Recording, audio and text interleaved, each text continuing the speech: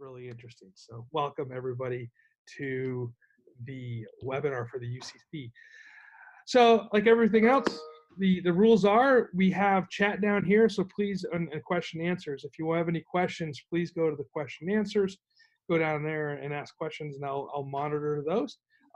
You can do it in chat as well, but the Q&A is going to notify me that it's specifically a question answer. And so welcome. So this is our third or fourth webinar that we've been doing for the UCC, and excited to have it here, sponsored here. I'm here at the Titan HST headquarters, and it's kind of cool for that. And also, don't forget, we have the Great Shakeout coming out this October. Please, if you have not registered for the Great Shakeout, please do so. It's a really good event, a great opportunity, and we're actually using it as our Cleary drill this year. And so it's just other options that you can use with the Great Shakeout as well. Instead of just a regular earthquake drill, you can use it for your Cleary drill as well. So that being said, I'm going to turn this over to John. All right. So should be able here to share my screen. And here we go. And share. All right. So can you see the slides? Yes. Okay. All right. So so welcome everybody. Glad to be here. Glad to talk with y'all. Just for reference, a little background on me so that you understand how I came to be involved with this, because I'm sure there's a point where you're asking, why is the director of the Veterans Center the one that's doing this? So I've had kind of a dual career in higher ed and in the military, and part of my time in the military was spent in emergency management, going all the way back to working overseas, counterterrorism sort of work 20 years ago, all the way through some more traditional emergency management stuff here as of late. And for a while, I worked full-time in emergency management here at Indiana University before coming over to our Center for Veteran and Military Students. So I do have my AEM, and I do also teach emergency management here on campus in School of Public Health, as well as some other things. So I have been the bridge between our Student Affairs Department and our public safety world for the last couple of years, and I really enjoy being able to still be involved with both of them. I mostly deal with the emergencies that our students create or encounter in their experience. So it gives me a great opportunity, and I enjoy it. So today we're going to talk about partnering with student affairs for on-scene de-escalation and free speech. And I'm going to start off with a little bit of background on how we approach this here at IU. So about 3 years ago, we started doing some digging into some of the national and campus trends that were coming about. And we had a couple of issues that had come up on our campus. So we're in fairly close proximity to a white nationalist group.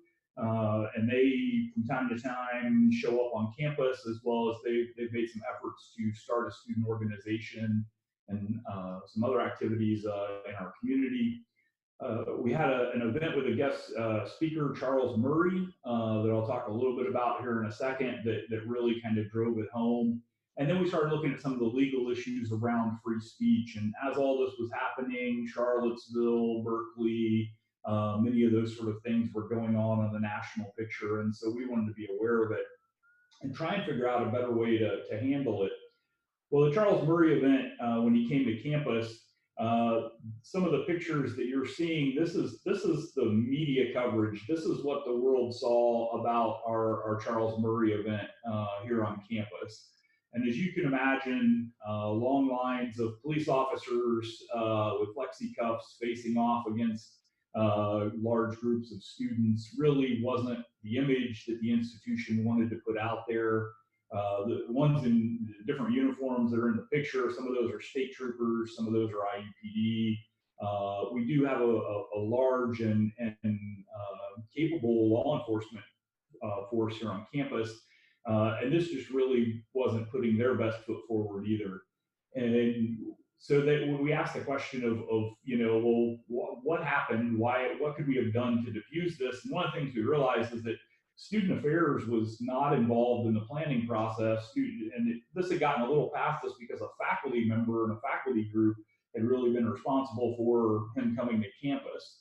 So we started looking at what are some options to kind of de-escalate these situations. And these conversations were happening in both student affairs and in public safety.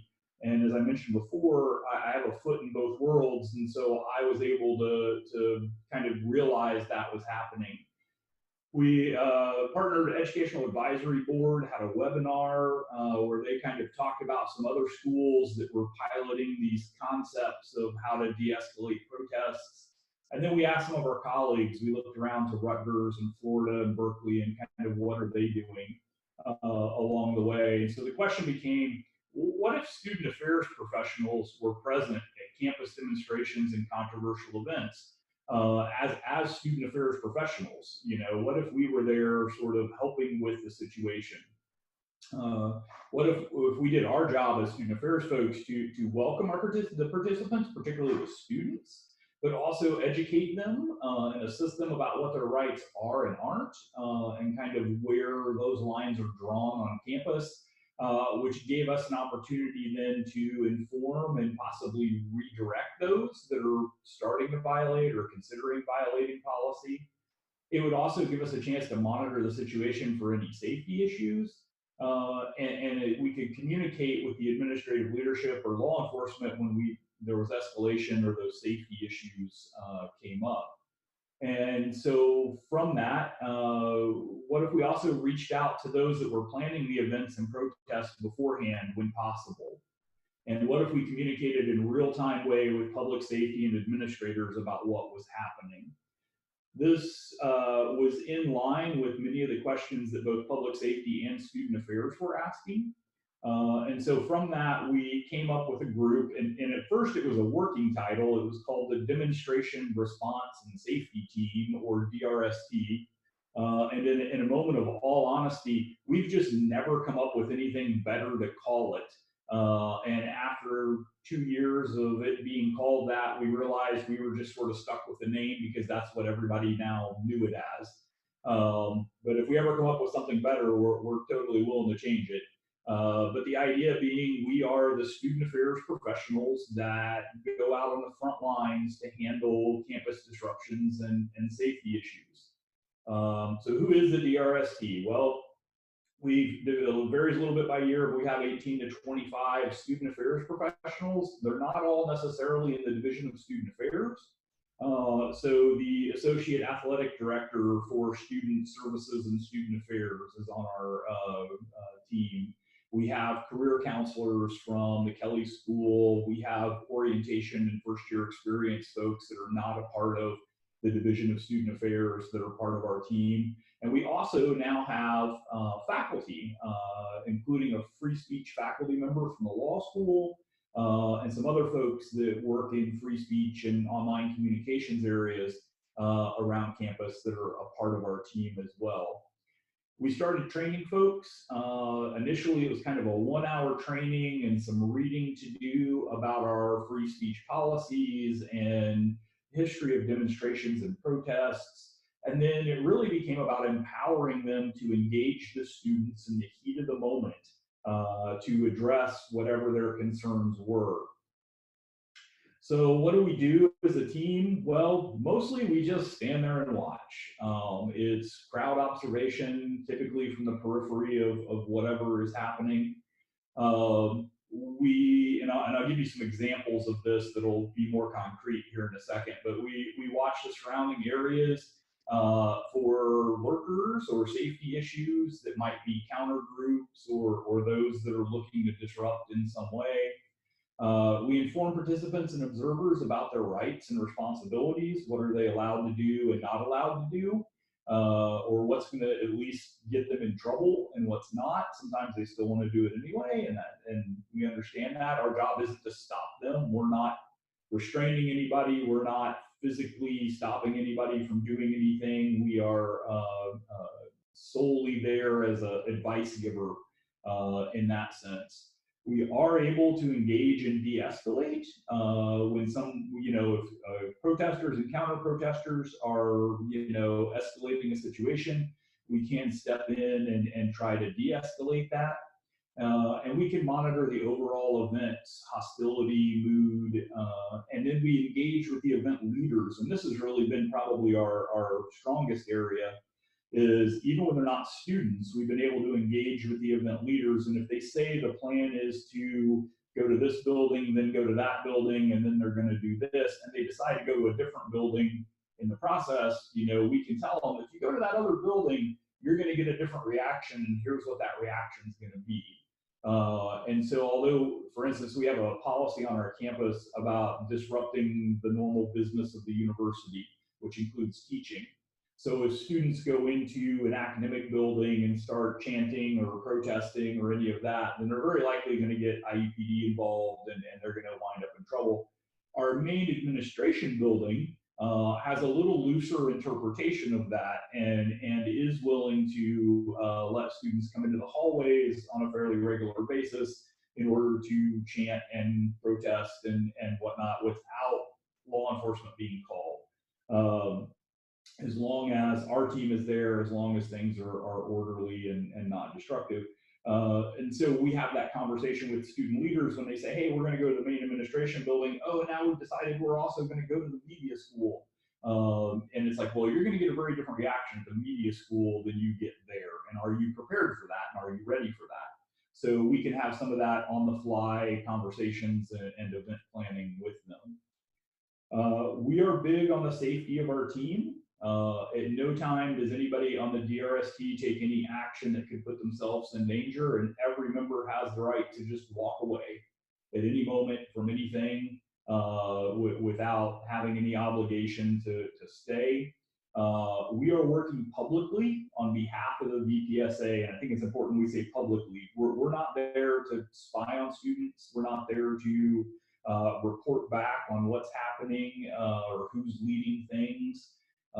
And we wear name tags that recognize us as the DRST specifically so that they know who we are and what we are doing there. And there's no sort of secret agenda or anything in what we're doing.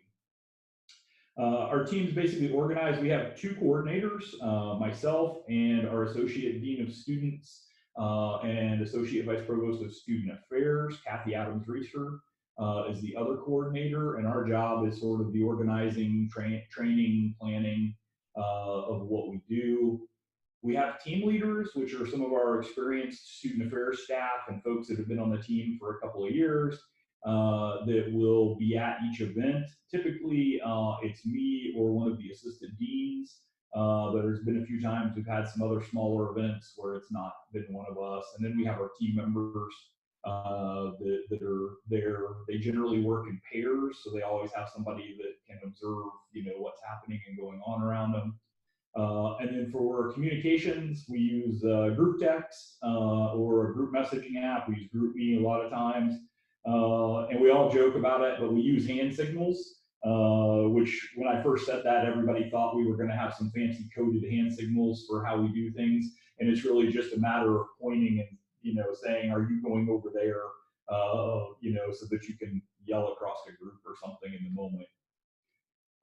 We are the eyes and ears of IUPD, IU Emergency Management, the Emergency Operations Center, and the Vice Provost of Student Affairs, and various other administrators. And by eyes and ears, I mean simply that we are updating them on what is happening. The group is doing this, the group is heading there, the event is over. We are their reassurance that somebody is present and knows what's going on. It falls on the team leaders to make decisions at the event about what things are pursued and what is not, what violations of policy are pursued and what is not. I'll give you a couple examples of that here in a second. And yeah, so how has it worked? What does our group do? Well, we've worked about 20 to 30 events each year. We haven't had, for 3 years now, we haven't had any situations that have escalated beyond our control. So we've always been able to kind of manage what's happening. We've had a significant decrease in the IUPD presence. And IUPD has appreciated that in the sense that they don't have a lot of officers standing around. You know, simply being in uniform and being present can sometimes escalate these situations. And they're aware of that, and so that they're able to back off from that. And then we also had the opportunity to get to know the usual protesters on a first name basis. So we have a number of student organizations and individuals that are pretty regularly organizing various protests or events on our campus. And we know them on a first name basis. They know us, they know what we're doing. We're able to have some very real conversations with them about what the plan of the protest is or the demonstration and what's going to happen. So these are some of the different kinds of events that we've worked. We have very active pro-life and pro-choice groups on our campus that pretty regularly face off with each other on various controversial events and things that happen. We had a couple of incidents of racial bias that our Black Student Union responded to, largely with a sit-in. We've had a Board of Trustees meeting that was protested fairly heavily.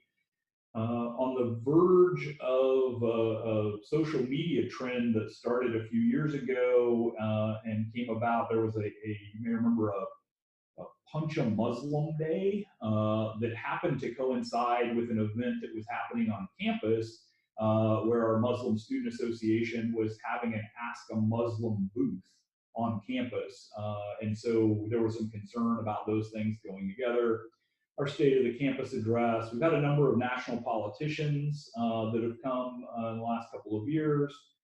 We had our graduate student rally against taxing their benefits, Shatter the Silence rally, and Elliott Abrams visit. So give you some examples that I've got some pictures I'll show you here in a second, but the graduate student rally, I think, is I use it as an example of how sometimes as an institution, we trip over our own feet. And so this was about 2 years ago. Congress was considering taxing graduate student benefits and tuition for graduate assistantships as a tax measure. Our graduate students held a large rally. Our faculty and our president, our administrators were like, this is a bad idea. We agree with you. Many of them were at the rally. It just so happened that they held this rally the day that campus landscaping was coming through to clean up all the leaves from the area where they were holding the rally. And so campus landscaping showed up at the rally with their leaf blowers and their giant diesel vacuum truck with its generators and everything else, and basically started drowning out the rally, which some of the graduate students perceived as an attempt by IU to disrupt or silence their rally. And so it was the DRST that took action to call campus landscaping and say, hey, we need you guys to back off on this for a little bit.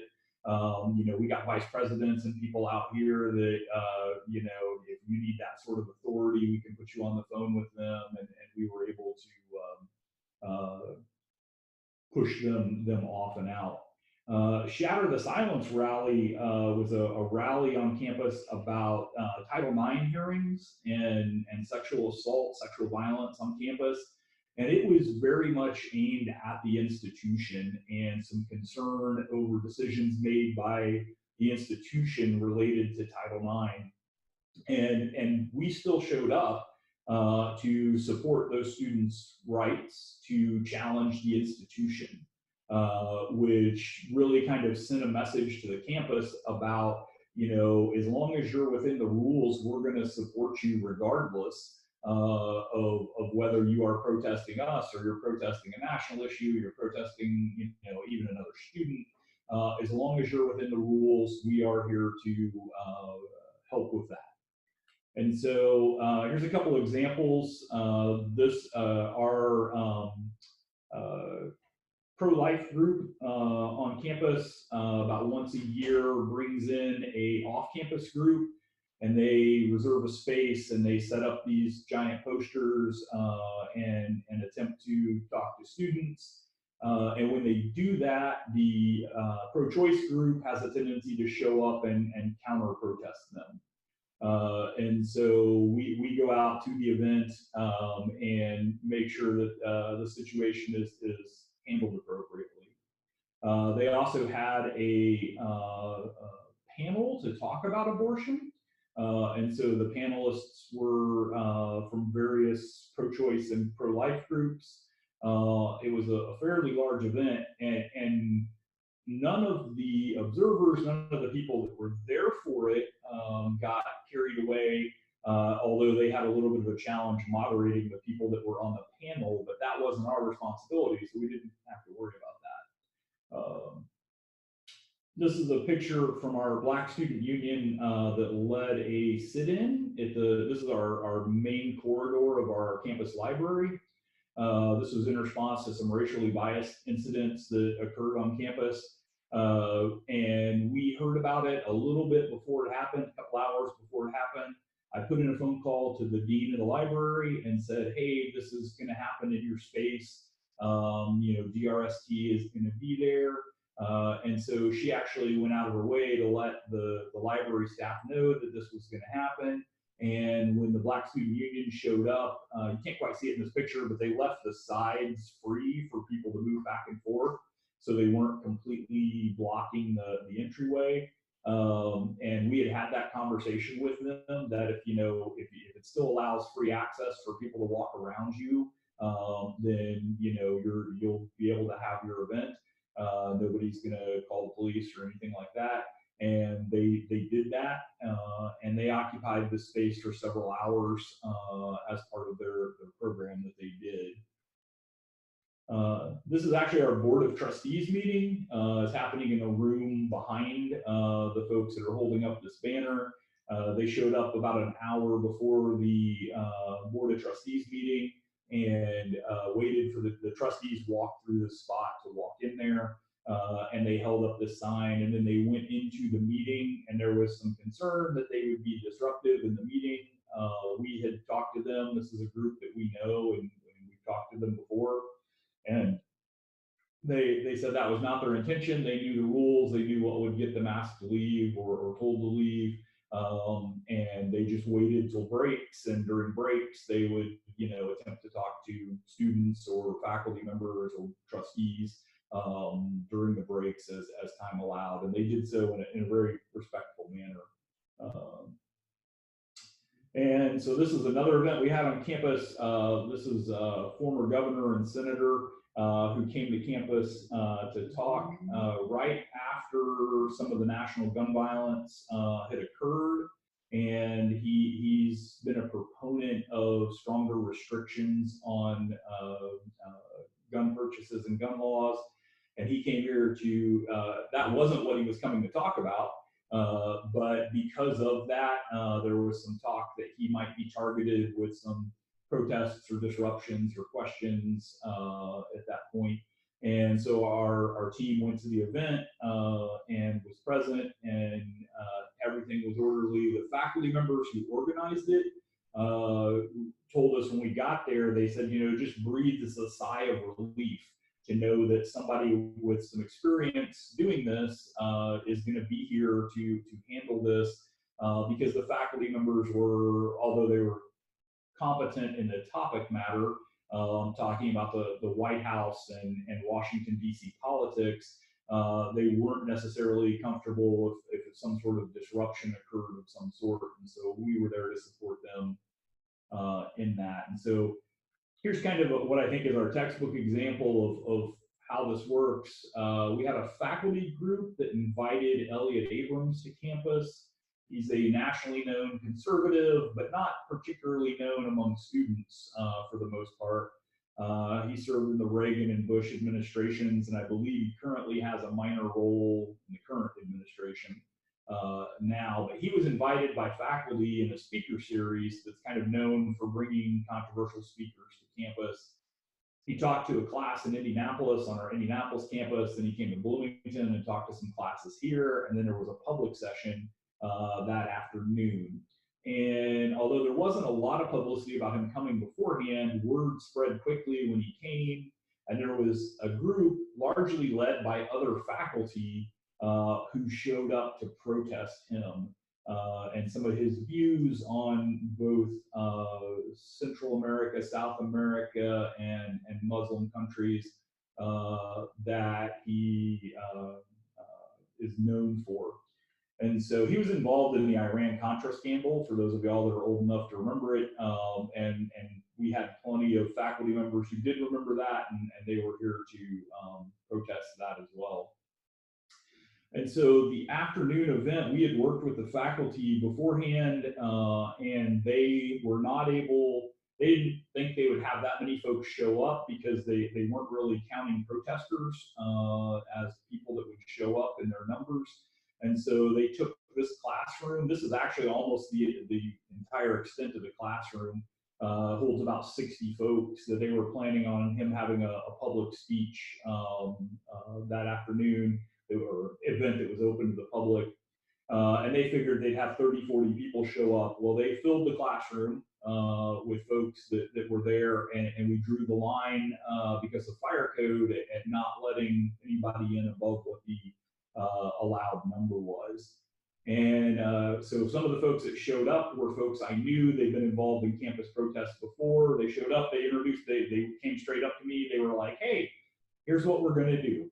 And they literally told me what their entire plan was for the protest that literally followed our rules to the T, but gave them as much leniency for protesting as possible.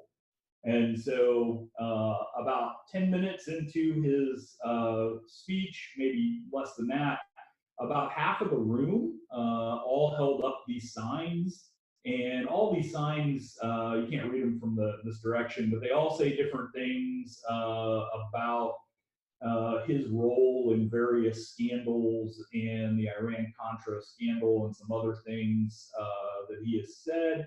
But you'll notice they're all kind of sitting on the same side of the room from each other. They had intentionally done this. They all sat on the same side of the room so that nobody behind them could claim that their view was blocked and therefore they were being disrupted. And so they knew that if they didn't block anybody's view, that they could sit there and hold up these signs for as long as they wanted to. Because if our kind of general campus rule is if the speaker doesn't stop speaking, then you're not really disrupting them. Well, Elliot Abrams knew something was going to happen because he's been protested on multiple campuses and everything else. So he just kept talking during this. After about 5-10 minutes of holding up their signs, they all got up and left. Well, almost all of them got up and left. And suddenly we were down to 15, 20 people in the room. As they got up to leave, again, Elliot Abrams just kept talking.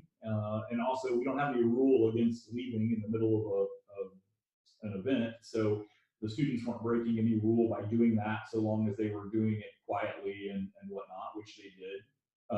And they left out of the room.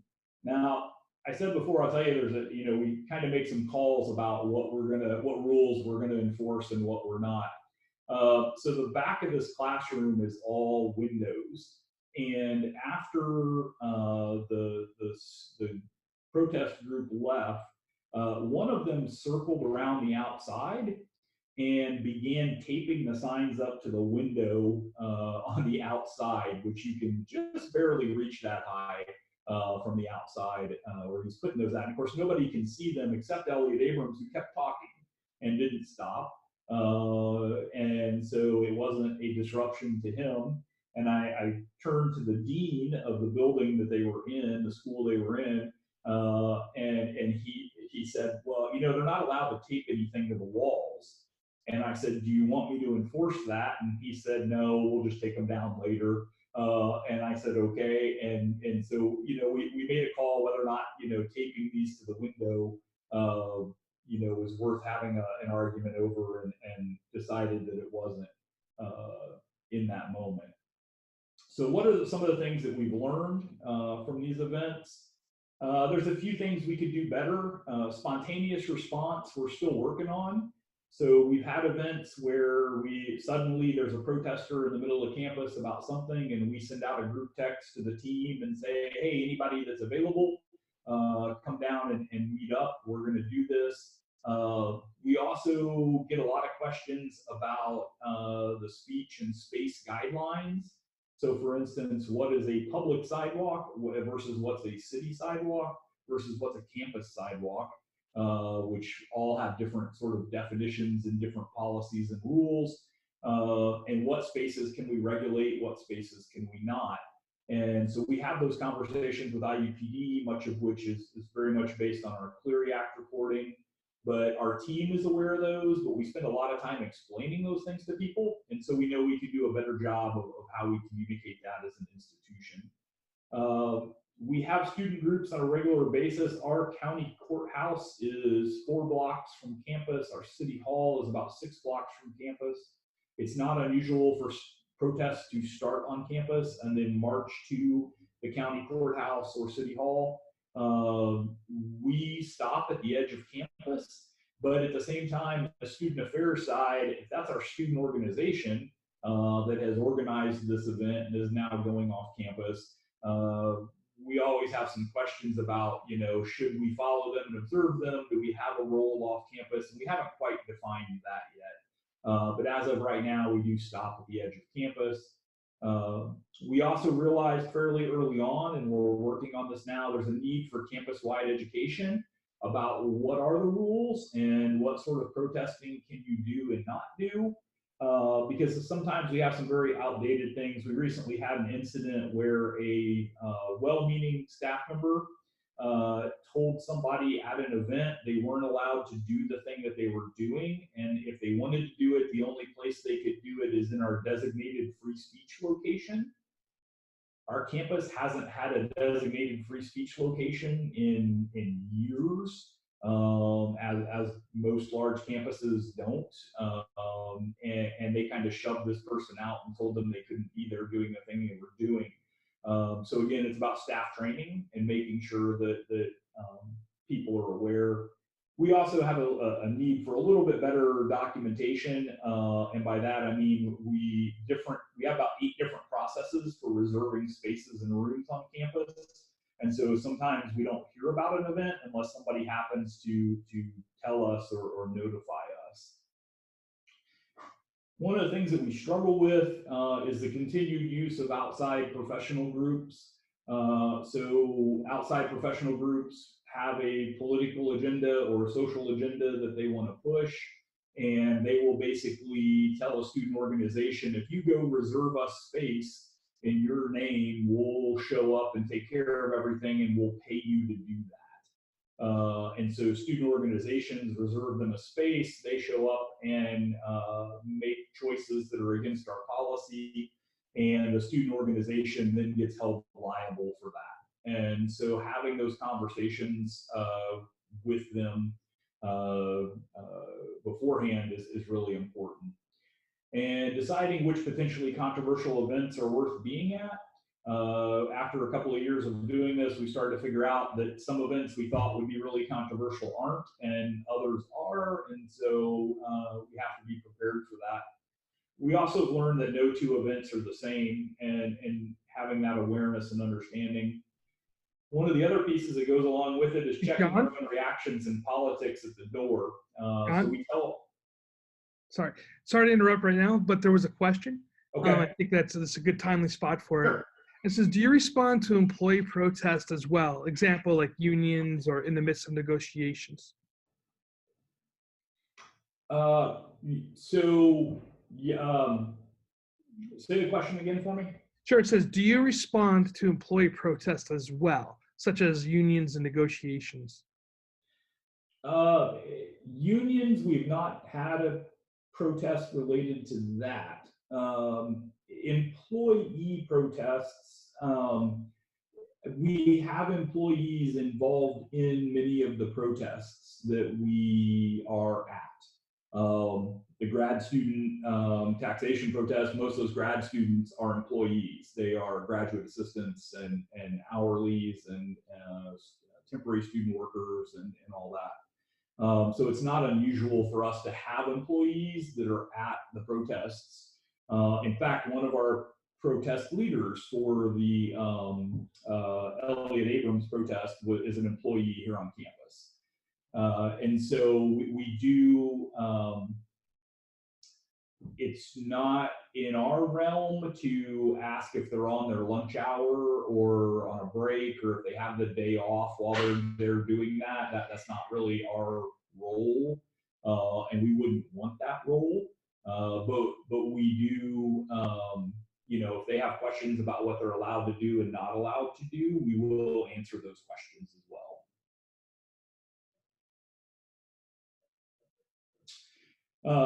So one of the things we also have learned is being aware of our own biases and politics and views. So and this is kind of, I think, the clearest example.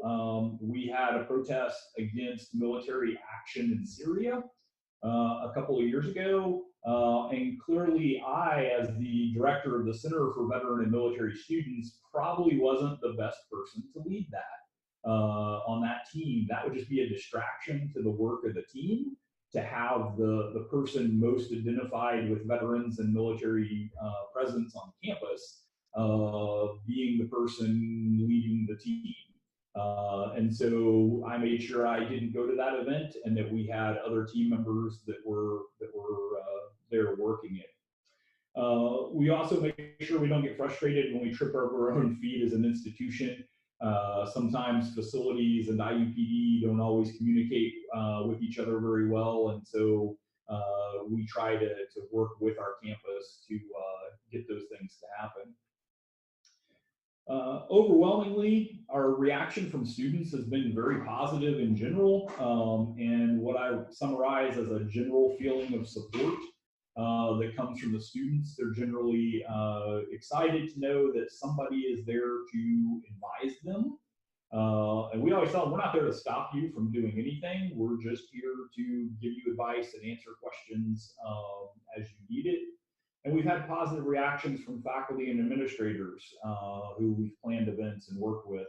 And some of it is really just sort of planning for success. We had some students that wanted to protest campus healthcare and demand some access and some resources in our healthcare campus health center that we didn't have. And we met with them and talked with them, and they said, yeah, we're going to march to the president's office and give him our list of demands, and we're going to force our way in, and da-da-da.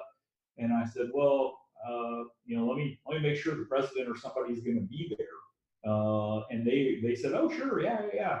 And we were able to make sure that the president, who wasn't there that day, but his chief of staff was, and his chief of staff met them when they came in and showed them into the conference room and sat down and talked with them. And afterwards, they were just amazed that, you know, they felt like the president really, well, at least his chief of staff really listened to them and really heard them out. And so in their mind, it was a very successful protest. And in our mind, it was too, because they felt like they were heard, and they didn't go on to more extreme disruptive things that they wanted were talking about doing in the end. I really like this quote that came from our superintendent of public safety about our work, where he says, the demonstration response and safety team should be a best practice at every institution of higher education. This team allows us to connect with our students and choose to exercise their constitutional rights to protest in a respectful manner. All too often, campus law enforcement is the first group sent out to deal with these sensitive issues. That does not further civil discourse. By working together through the DRST, we fostered a better understanding and response to healthy student activism. One thing I forgot to mention that I'll bring up, that goes with this, one of the tactics that had been developed on our campus is if you didn't agree with somebody and their tabling somewhere or standing on a street corner somewhere, people would call the police department and say that they had been harassed or verbally assaulted or something like that by those folks. And then IUPD would have to show up and talk to them. And it was kind of furthering the issue of disrupting them in a way. And IUPD generally knew it wasn't true, but they still had to respond. And now they know who the DRST folks are that are there, or who the team leader is. And if they get a call that somebody has harassed somebody, they will call the DRST team lead and say, "Hey, we just got a report that somebody was physically assaulted, at this tabling event." And I'm like, "I've been standing here for an hour and a half since this started, and 3 people have come to talk to them, and nobody's touched anybody." And so it's a little bit of gaming the system on their part that we're doing away with by doing that, and it really helps IUPD out when we go to do it. So I put my contact information up here if you have questions after this. My experience in the emergency management world is that sometimes student affairs folks prefer to talk to student affairs folks, and emergency management folks prefer to talk to public safety and emergency management folks. So I'm always willing to be that bridge and help out with questions, comments, directions that people want to go with it. And I had specific examples of various incidents. I could go on for a while, but I won't. So I'd rather open it up a chance for people to ask questions. All right, John. Awesome. Thank you so much. So we do have a couple of questions that came up. And please, if you have questions, please do it in the question and answer. I don't see anybody doing it in chat, but there are a couple of questions. So, John, Lori asked, what training did you provide your team in reference to the free speech area? So, et cetera. Example, did you bring out outside training? Did you develop some in-house training? Yeah, so we mostly used in-house training. And by that, we did some a combination of history of free speech policies on campus, and our campus specifically. What are our policies? What are the rules? What's the difference between a city sidewalk and a campus sidewalk? We did a lot of that sort of training. We did some basic customer service and de-escalation sort of training. How do you de-escalate a situation both non-verbally as well as verbally? And then we do some training about what their options are when they show up at an event. We had a group of students that did a spontaneous protest. We're planning on going to the provost's office about it. I showed up to talk to them, and I said, "Well, you guys, I'm not going to stop you from going to the provost's office. If you'd like, I can get you an appointment with the vice provost for student affairs. He'd be more than happy to talk with you about this." And they were like, "Really? You know how to get an appointment?" And poof, 20 minutes later, they had an appointment for the next day with the vice provost of student affairs. And it really, in some ways, I don't want to say it took the wind out of their sails, but they were getting what they wanted without having to storm the provost's office. And so some of it is training our staff on what their options are in those sort of moments. What can they do? What can they not do? So Stacy asked, do you allow the sit-ins to stay past the building hours when it's closed? So this has not come up since the DRST has been put in place. And we did have an incident a few years ago before there was a DRST where this came up, and IUPD did not allow them to stay in the building after it was closed. And that actually became the primary issue that they were fighting and upset about because of that. And so we've said we'll cross that bridge when we get to it, but we are sort of mentally prepared for the fact that many of our buildings, if you are an employee in that building, you're allowed to stay after hours or be there after hours anyway. And so our DRST members come from all sorts of buildings on campus. And one of our things we may do is say, well, hey, these are my students and I will stay here with them after hours, and we're prepared to let that happen. We've kind of started picking and choosing which things we want to fight about with students and which ones are really worth it. hopefully we'll never have to cross that bridge because we'll de-escalate it before then. So Stacy also asked, can you share your free speech rules? Yeah, if you want to send me an email, I can send you the link to our documents. You can also go to freespeech.iu.edu. We have a whole website set up about our free speech policies. Those mostly talk very broadly because they cover all of our campuses. But then we have specific policies on each campus that kind of outline everything from reservations of space to who's a student organization and who isn't, and some of those sort of things. I'm going to try something, see if this works. I'm going to launch a poll, and let's see if this works. Do you guys see the poll? Mm-hmm. Okay, cool. Yep, I see it. You guys can answer. That'd be cool.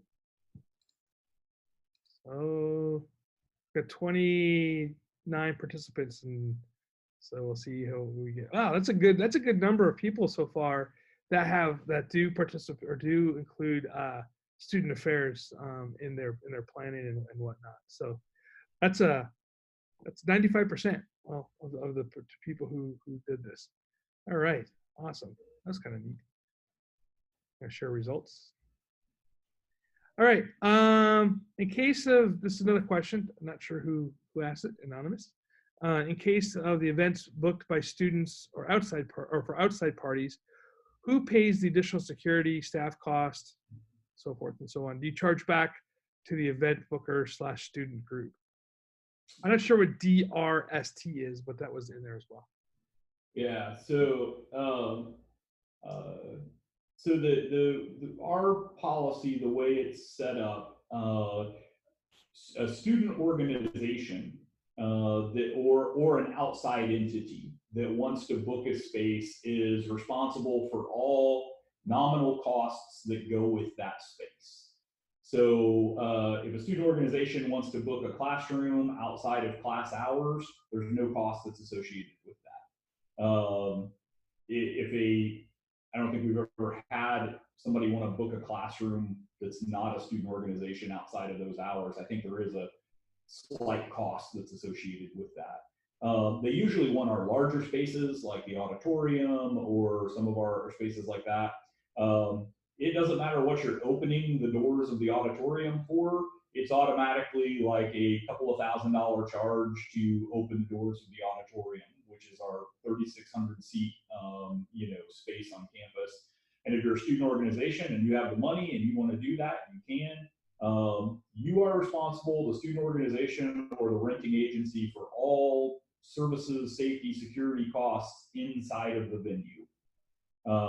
And then we as an institution will generally take responsibility for safety, security costs outside of the venue in those moments. Now there's a few exceptions to that because it gets hazy when it's a academic unit that has invited a speaker and they're paying for the cost. Wasn't that the institution paying for the costs? That gets a little fuzzy if you look at it too close. But yeah, we do have some very outlined policies about how that will go. Jason asks, when has there been a conflict between your team, the PD, and the college leadership regarding an operations plan or response plan? We haven't had one yet, really. We've had some times that we had a speaker that came in and was very concerned that speaker was very concerned for their own personal safety because of some threats that had been made against them, and basically wanted 15 armed, uniformed SWAT team law enforcement people standing around them in a bubble. I'm exaggerating a little bit here, but they wanted this protective bubble to follow them around campus everywhere they went of law enforcement officers. And basically, the faculty members were like, well, can you guys do that? And the police department was like, no. And the threats that they're talking about aren't, we've looked at the threats and we'll have a uniformed officer, in their vicinity the whole time that they're here. And then we'll have the DRST there if somebody shows up and starts screaming at them. And that's what we did, and nothing happened, and everything went fine.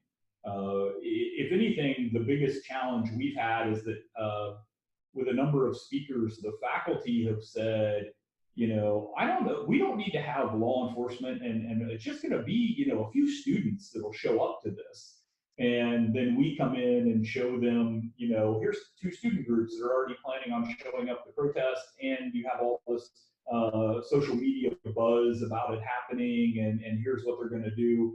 And the faculty members are like, whoa, we had no idea. And so sometimes it's about just adjusting them to the environment more than it is having any sort of headbutting about what needs to happen.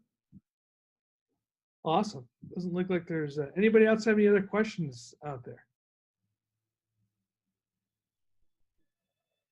All right. Well, none at this time. John, thank you so much for your time today. It was a really great presentation, and I do appreciate it. Coming up in the future, we have another webinar coming up, so please stay tuned for that information to come up and sign up early, and please share that as well. And then also, on a side note, we're also on October 19th. I'm going to be doing a webinar with Eric McNulty, doing a little bit of stuff with his new book, You're It. If you have not read that, I know that everybody who was at the symposium last year received the book. So it's a good time to get in there and interact with Eric, ask questions, and again, I think it'll be a good time. So that will be on October 19th, and I'll share that information here shortly. So if there's no more further questions, kind of redundant on that one, please, oh wait, I got a chat. Oh, Stacy says, thank you so much, John. No, thanks, Stacy. All right. I will see you guys on the next one.